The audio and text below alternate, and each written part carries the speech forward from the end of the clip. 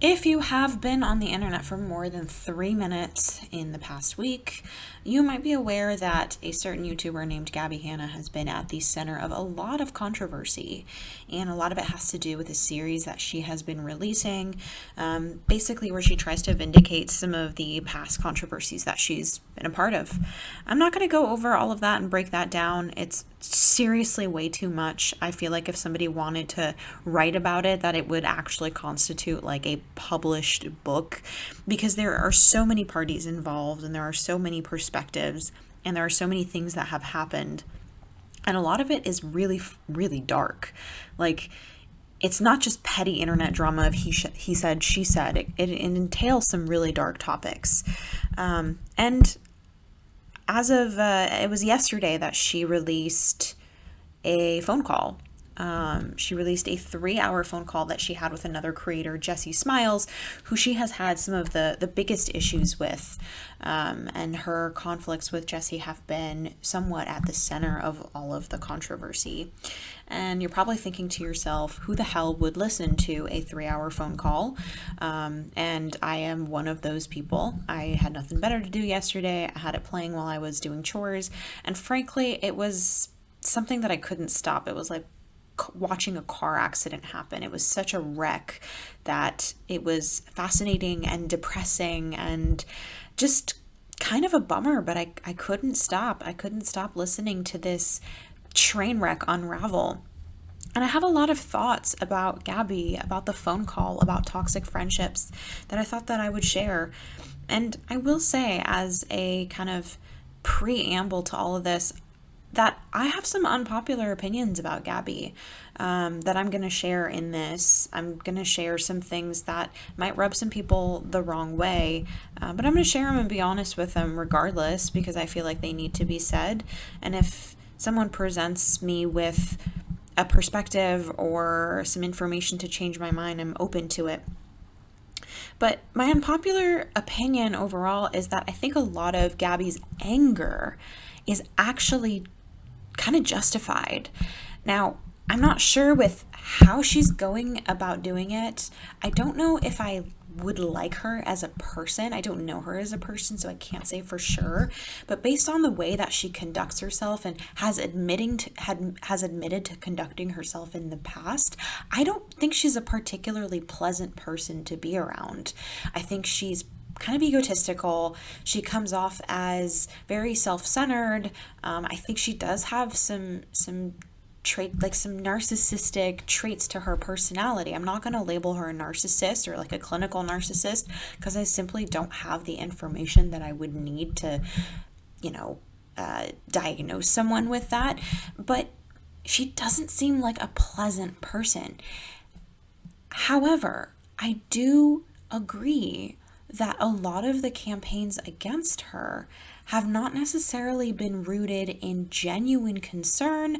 I don't think that all of the campaigns against her have been rooted in actual compassion for quote unquote victims, and I don't think they've always been justified. And so watching Gabby react to that has been eye-opening, because I think that a lot of times online internet mobs that are looking to cancel someone and are looking to comment on a situation, I think that they're taking more pleasure out of participating in the mob than they are actually concerned with the truth and with justice and accountability. I think that if they were concerned with truth and justice and accountability, they would do a better job of sticking to the facts. I'm not going to get into one of the particular events that's actually based around something really tragic that happened. I don't think that the facts of that event need to be rehashed, but I actually agreed with Gabby that the T channels that covered that event were disgusting. They behaved disgustingly. They spun a situation into a completely different situation, and when the people who were most affected by that tragic event spoke out initially, they didn't respond. They didn't apologize like they were told they needed to. It wasn't until Gabby's recent series that any apologies, any acknowledgement of their perspective was actually made. And I think we've seen over and over again T channels a lot of times they operate under the guise of wanting to be the voice of justice, and they want to be journalists, and they want to document things. But really, they find what's making money, they find what's being searched over and over again, and they jump on that. And I don't think that everyone in this category fits my description, but I think a lot of these people are not thoughtful about how they cover these events. And that particular situation was really emblematic of that. And so, again, I'm not saying that everything about the way that Gabby conducted herself was how I would have, but I do think that she was right in that tea channels are toxic, and they are profiting off of these situations and acting like they are moral compasses when really they're engaging in disgusting behaviors. And if they were more famous, which they're not, they could potentially be on the receiving end of an internet cancellation mob too. But because they're moralistic, because they appeal to this kind of knee-jerk reaction that a lot of people on the internet have these days in the name of justice, they go unchecked. Now, I also have to say, and this is where maybe it's going to get even more controversial, and maybe it's even more of an unpopular opinion, I kind of get where she's coming from about the Trisha situation. I don't think Trisha is a good person. I have seen the way that she conducts herself on the internet again and again and again. I was never on the bandwagon of people who thought that, oh my God, Trisha, you're doing so well. It's amazing to see how far you've come. I thought it was an act. I thought it was, too soon to tell that she had changed her ways. And sure enough, I think we saw evidence of the fact that she still has a long way to go when it comes to honing in some of her really, really negative and toxic coping mechanisms. I also don't think that Trisha has always been a reliable narrator.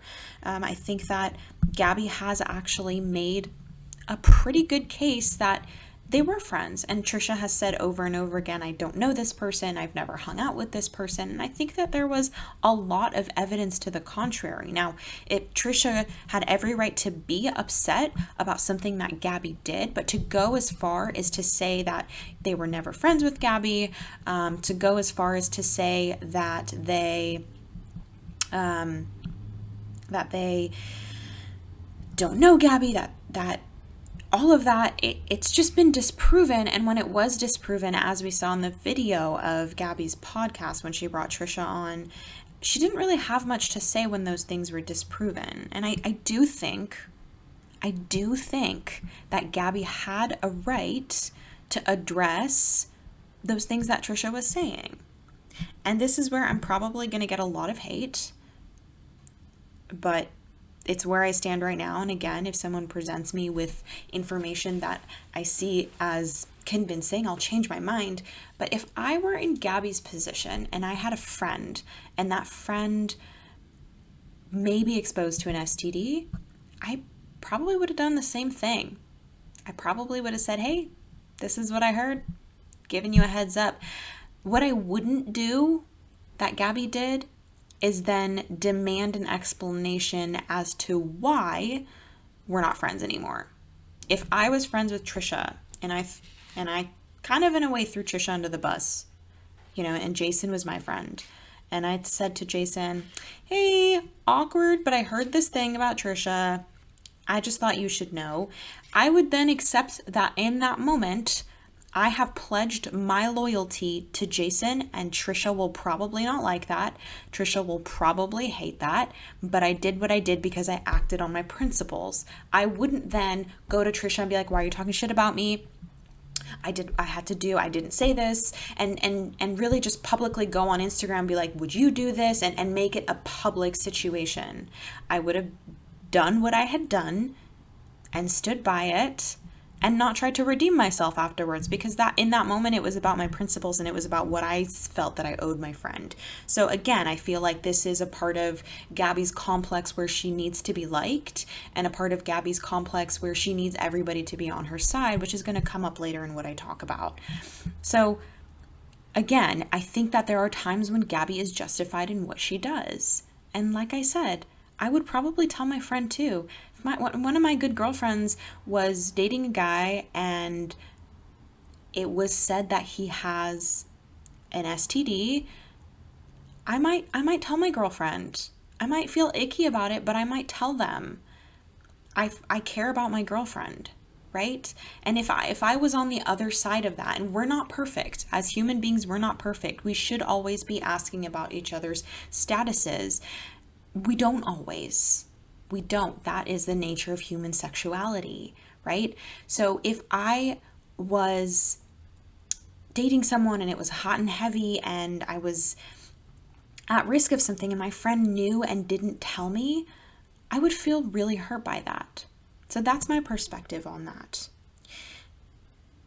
Now, I listened to the 3-hour call with Jessi and I went into it with somewhat of an open mind because I felt like, again, Gabby has a right to defend herself. Gabby has a right to return allegations with potential facts as to why those allegations are not true. I think everyone has a right to defend themselves against allegations and against accusations.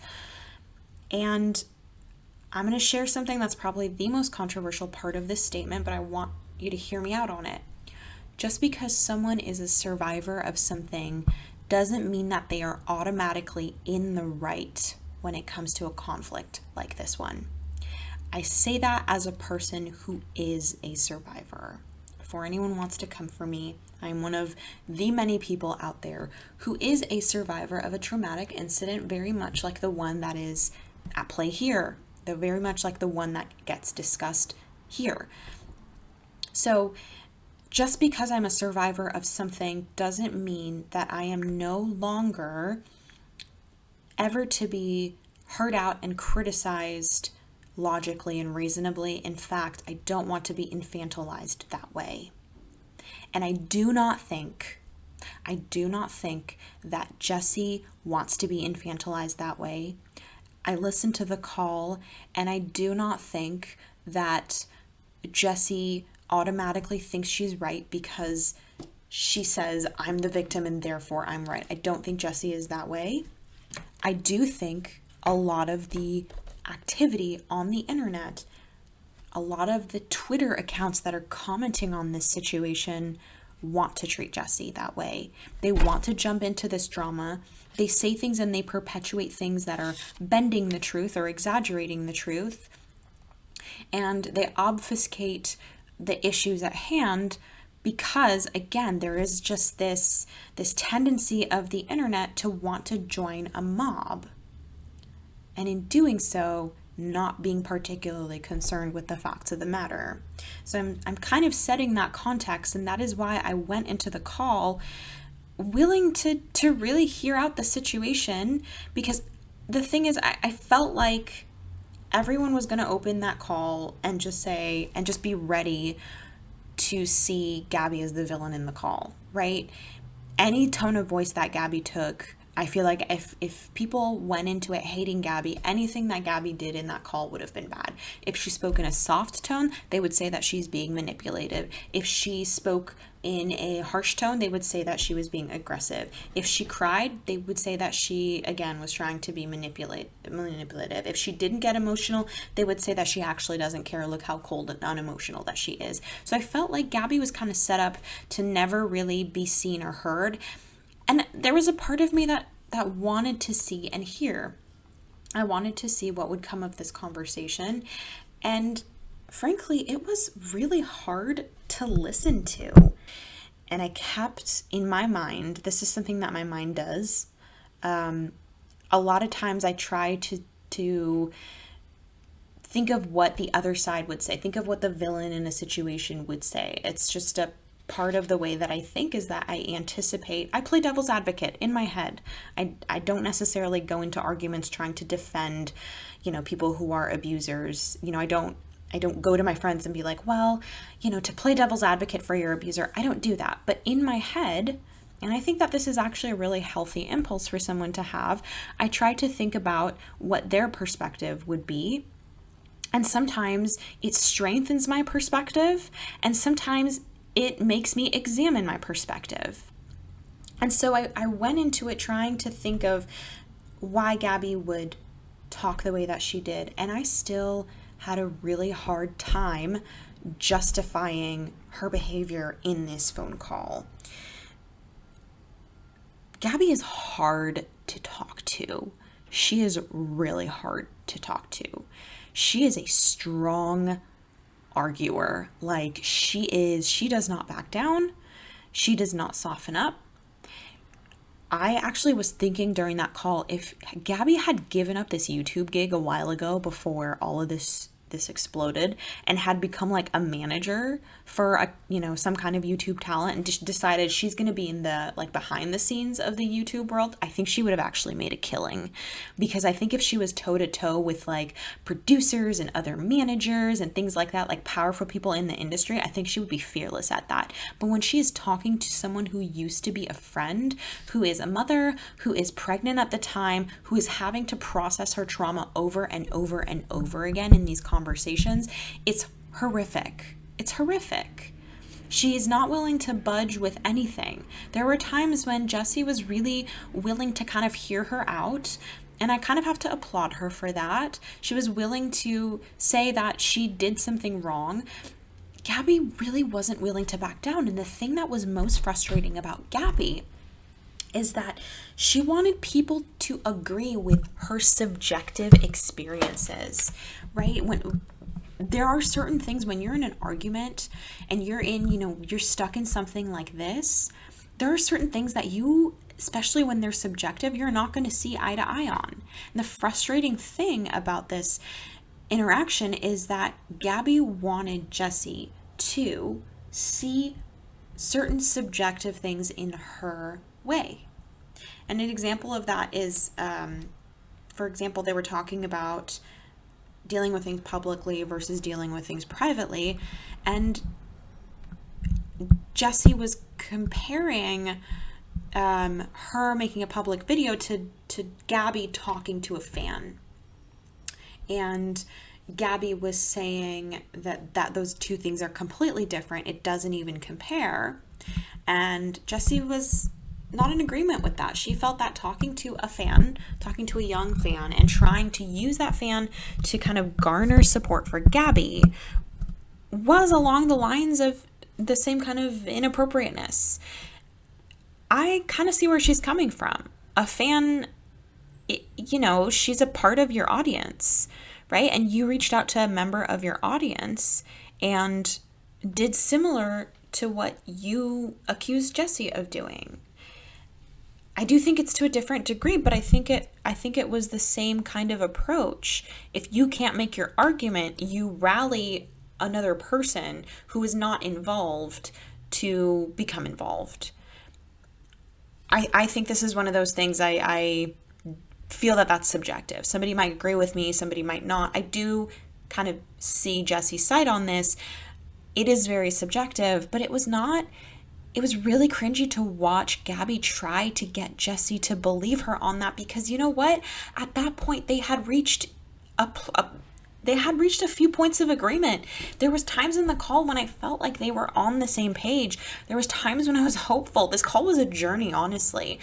It felt personal because it was so real. Like, I don't have these kinds of conversations with my friends, but I have these kinds of emotions and I have these kinds of intense feelings about things that have happened in my past. And there was moments where I was like, I think that they're coming to a resolution, and then they would crumble again. And in this moment, the fact that Gabby was just so digging her heels on this particular situation, I felt like she really could have moved past, and she wasn't willing to. She needed somebody else to agree with her exact subjective experience, and that is not how people work. And it was toxic. And I think that their whole relationship is toxic. And I think that even Jessi admitted that both of them had done toxic things. You don't handle issues in a friendship by making public videos, even if you don't name a person. Subtweeting is toxic behavior. Talking to other people behind their back is toxic behavior. No one is disputing that. Jessi's not disputing that. So I felt like Jessi was absolutely willing to find a place of resolution, which would have been so valuable to Gabby. but Gabby needed it her exact way. And that's Gabby's problem over and over and over again. For what it's worth, I don't think that Gabby is the kind of apologist that the internet is painting her to be. I think that she's a really crummy friend. I really, really do. I think she's a shitty, shitty friend. But I think that she showed evidence of being really immature and showing that kind of apologism in the past. I don't think that today, I don't think there's evidence that she is that kind of apologist today. And that's one of the issues that I take with these kinds of internet situations, is that there's no room for redemption. Or if there is room for redemption, that you consider, any slip up to be another reason for canceling someone. Whereas I think in reality, people's road to redemption is going to be messy and long and exhausting. So, it was really disappointing for me to hear at the end that there was demands for lawyers and contracts and NDA. I'm not sure if it was straight up blackmail, but it was not necessary in a conversation between two people who are trying to find a resolution. It was overly aggressive. It was scary, pigeonholing Jessi in this 48-hour timeline was really scary and frustrating. I think that Gabby could have said, let's make a joint statement. Let's make a statement where we both say that we engaged in things toxically. Let me allow Jessi to feel heard so that nobody can say I manipulated her into this.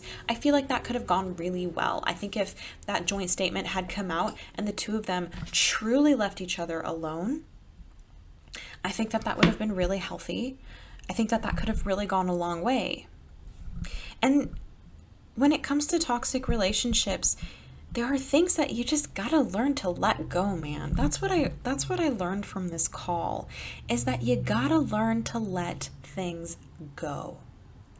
And I think that time does heal a lot of things. I envision this alternative timeline in which Gabby got caught in some of these controversies.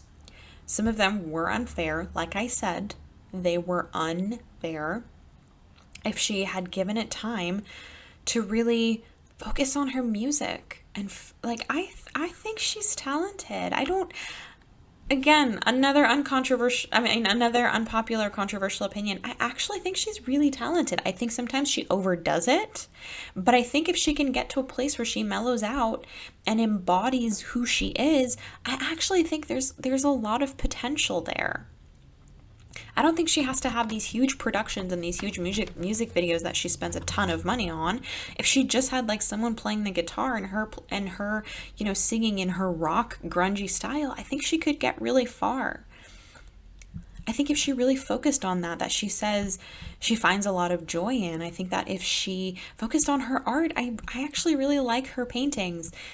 If she just spent some time doing that, making cute cooking videos, making fun videos with her friend, I think the time would have come to say, by the way, these things happened in my past. They were frustrating. There was things that I did wrong that I have to learn from. There was things that I was unfairly accused of.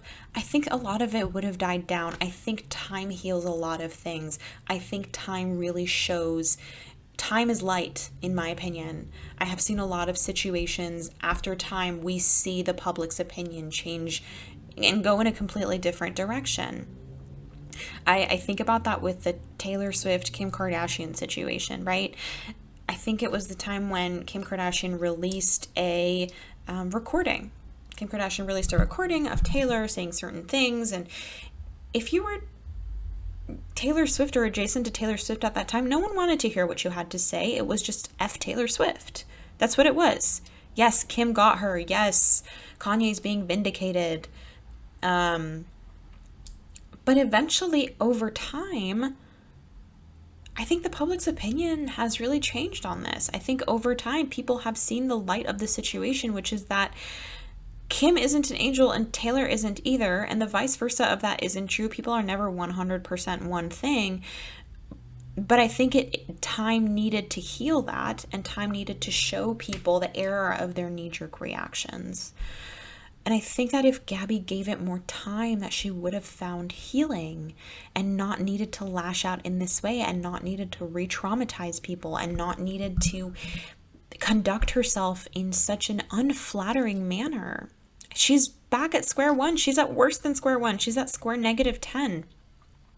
There's a lot of great things going for her at the time, and it all got sabotaged.